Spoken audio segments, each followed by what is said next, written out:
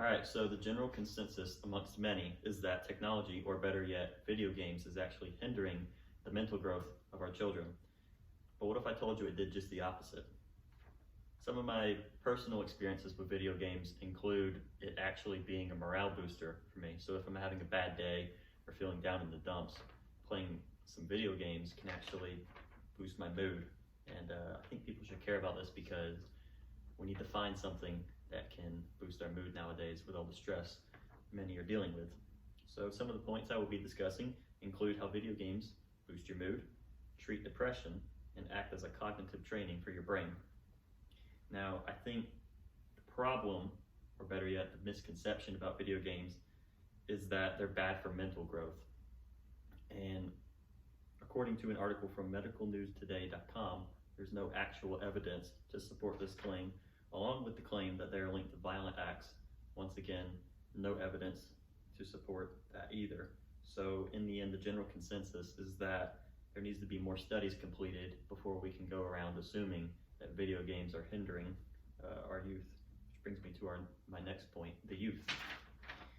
Keeping the youth's best interest in mind. If that is the goal for the solution, then we need to take a closer look at video games and their association with cognitive training. According to an article done by ScienceDirect.com, there is evidence to support that video games can act as a treatment for depression in adolescence. If that is true, then why would we even consider taking it away?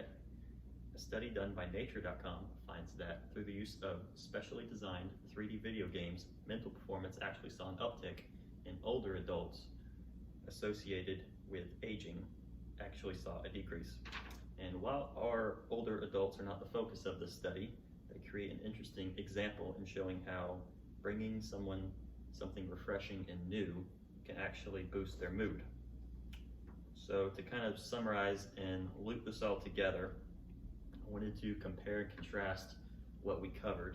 So the positive things we've learned about video games are their association with boosting mental health, treatment for depression, and possible cognitive training. And when that is compared to the negative associations with video games, which include concerns with exercise, social life, and being a time waster. So while those things may be true, it is usually due to it being in excess, and excess of anything can be bad for you. So while these are valid concerns for our youth, there are valid reasons when video games are used in excess.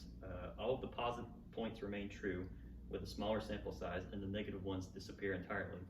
Point being, giving video games the chance to improve our children's cognitive performance is a zero risk, all reward move.